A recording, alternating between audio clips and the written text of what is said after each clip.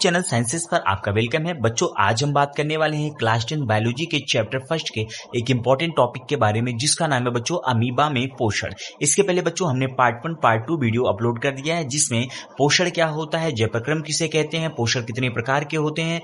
ठीक है, पार्ट 2 में हमने बच्चों स्टोमेटा यानी रंध्र के बारे में डिस्कस किया है, प्रकाश संश्लेषण के बारे में डिस्कस किया है।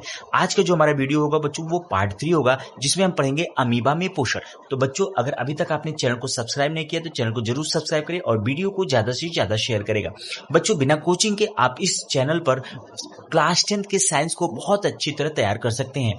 तो बच्चों, आपको करना क्या है, आपको बस वीडियो को ज्यादा से ज्यादा शेयर करना है और लाइक करना है और एक प्यारा सा कमेंट यहाँ पर जरूर छोड़ दें, ठीक है, ताकि हमें एक हौसला मिले, ताकि हम आपके लिए नेक्स्ट वीडियो जरूर बना सकें। तो देखिए, अमीबा में पोषण बच्चों, आज का जो हमारा टॉपिक है वो है अमीबा में पोषण। अमीबा बच्चों क्या होता है, एक कोश की जीव होता है। अमीबा क्या होता है बच्चों, एक कोश की जीव होता है।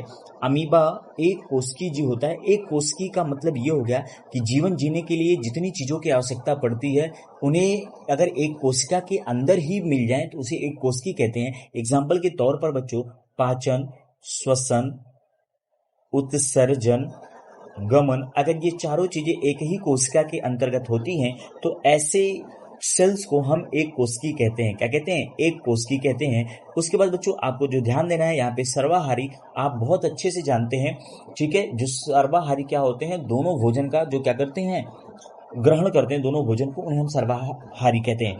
इसमें भोजन के लिए किसी भी विशेष प्रकार का कोई अंग नहीं पाया जाता है। जैसे मानव में डाइजेशन के लिए एक विशेष ऑर्गन, स्पेशल ऑर्गन होते हैं, वैसे अमीबा में कुछ भी नहीं होता है। तो आइए मैं आपको डायग्राम के थ्रू समझाता हूँ। अगर आप डायग्राम के थ्रू, आपके सामने बच्चों स्क्रीन पर जो दिख रहा है वो अमीबा है। जो स्क्रीन पर आप अच्छे से देख रहे हैं ये अमीबा है। ये आपकी क्लास 10 एनसीईआरटी का बेसिक डायग्राम है, जो कि आपकी बोर्ड परीक्षा में कई बार पूछा गया है। तो देखिए बच्चों, ये आप देख सकते हैं, ये जो सर्कल ऐसे इरेगुलर स्ट्रक्चर और अनियमित संरचना बनी हुई है, इसी को हम क्या कहते हैं, अमीबा कहते हैं। और यहाँ पे जो ब्लैक कलर का है, ठीक है बच्चों, किस कलर का, ब्लैक कलर का है जो देख रहे हैं आप, ठीक है, ये जो ब्लैक कलर का है इसको हम न्यूक्लियस यानी केंद्रक कहते हैं। और ये जो रेड कलर का है बच्चों, किस कलर का, रेड कलर का है, इसको हम खाद्य कण कहते हैं। अब धीरे धीरे क्या करेगा, ये जो अमीबा है अपने 2 उंगली जैसी संरचना, जिसको हम प्रावर्ध कहते हैं, क्या कहते हैं, प्रावर्ध कहते हैं, ठीक है। ये उंगली जैसी संरचना होगा, इसको बाहर करेगा, जिसको हम पदाप और कूटपाद के नाम से भी जानते हैं, ठीक है। इनको आप प्रावर्ध भी कह सकते हैं या पदाप या कूटपाद भी कह सकते हैं। धीरे धीरे इस भोजन को ये क्या करेगा, अपने शरीर के अंदर लेगा। अंदर लेने के बाद ये नेक्स्ट स्टेप में देखिए, ये ऑर्गन आपस में जुड़ गए हैं, ठीक है, यानी जो पदाप या कूटपाद हैं ये आपस में जुड़ गए और अंदर एक खाली जगह बन गई, खाली सा स्पेस बन गया। इस खाली से स्पेस को हम क्या कहते हैं, खाद्य रिक्तिका कहते हैं। अब इसी खाद्य रिक्तिका के अंतर्गत ये जो खाद्य कण होगा उपस्थित होगा और धीरे धीरे ये एंडोप्लाज्मा में, ये जो अंदर आप स्ट्रक्चर देख रहे हैं ये एंडोप्लाज्मा है। ये क्या है, एंडोप्लाज्मा है। इसमें ये पूर्ण रूप से क्या होगा, विस्तृत हो जाएगा। तो ये सिंपल सा डिफिनीशन, सिंपल सा बेसिक चीजें होती हैं जो कि अमीबा में भोजन के प्रारूप को दर्शाती हैं, ठीक है। आपको स्टेप बाय स्टेप याद रखना है। पहले क्या होगा, ये जो खाद्य कण होगा वो अमीबा के पास आएगा। धीरे धीरे अमीबा क्या करेगा, अपने प्रावर्ध यानी उंगली जैसी संरचना, जिसको प्रावर्ध या पताव या कूटपाद कहते हैं, इसको क्या करेगा, भोजन को घेर लेगा और धीरे धीरे ये अपने शरीर के अंदर लेगा, एक खाली जगह बनाएगा। इस खाली जगह को हम खाद्य रिक्तिका कहते हैं, ठीक है। और धीरे धीरे ये जो भोजन है इस अमीबा के शरीर के अंदर एंडोप्लाज्मा में पूर्ण रूप से विस्तृत हो जाएगा। बस एक छोटा सा पार्ट था जो आपको ध्यान देने की जरूरत। अब आप देखेंगे स्टेप बाय स्टेप कैसे अमीबा में पोषण होता है, जिसको आपको लिखना है, ठीक है। किस तरह से लिखेंगे, आपको जैसे नोट्स अवेलेबल कराए जा रहे हैं बिल्कुल वैसे ही आप अपने कॉपी पर जरूर लिखेगा।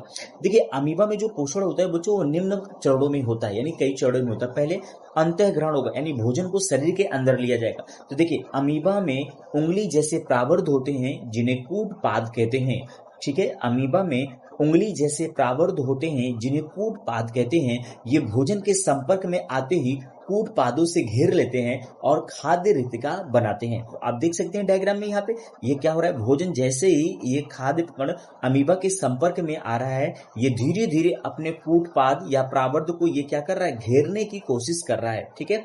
और घेरने के बाद ये शरीर के अंदर ले लेगा, जहां पे खाली जगह बनेगी और खाद्य रिक्तिका का निर्माण हो जाएगा, ठीक है। उसके बाद देखिए पाचन कैसे होगा।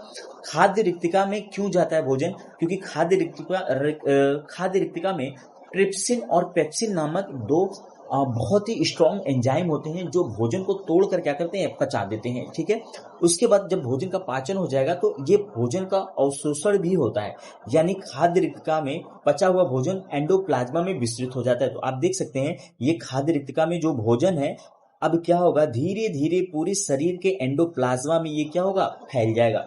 ठीक है, इसी को हम अवशोषण के नाम से जानते हैं। अवशोषण के बाद बच्चों हमको पढ़ना है स्वांगीकरण। क्या पढ़ना है, स्वांगीकरण, जो कि बहुत ही महत्वपूर्ण टॉपिक है। जब हम मानव पाचन पढ़ेंगे तो वहां पे स्वांगीकरण को पूरा डिटेल में पढ़ेंगे। फिलहाल यहाँ छोटे से फॉर्म में स्वांगीकरण को आप समझ लीजिए कि स्वांगीकरण कहते किसको है।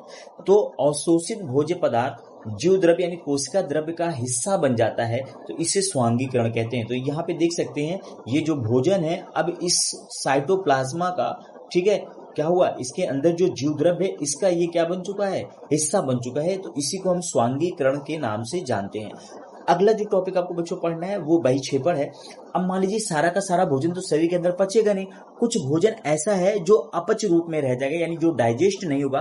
तो अब उस अपच भोजन को क्या होगा, उस अपच भोजन का यानी जो अपचित भोज्य पदार्थ है अमीबा के शारीरिक सतह से बाहर हो जाता है, जिन्हें हम बहिक्षेपण कहते हैं। तो आपको स्टेप याद रखना है, पहले भोजन में अंतःग्रहण होगा, यानी अमीबा में जो भोजन का पोषण का ग्रहण होता है पहले उसमें अंतःग्रहण, फिर पाचन होगा, फिर अवशोषण होगा, फिर स्वांगीकरण होगा, ठीक है, फिर बहिक्षेपण होगा। तो बच्चों एक छोटा सा टॉपिक था जिसको हमने आज कंप्लीट किया। मिलते हैं बच्चों नेक्स्ट वीडियो में नेक्स्ट टॉपिक के साथ। तब तक के लिए धन्यवाद। चैनल को सब्सक्राइब करें और वीडियो को ज्यादा से ज्यादा शेयर करिएगा। कमेंट में आप जरूर मुझे बताएं कि मैं किस तरह की वीडियो नेक्स्ट टॉपिक में किस तरह की वीडियो रखूं। धन्यवाद।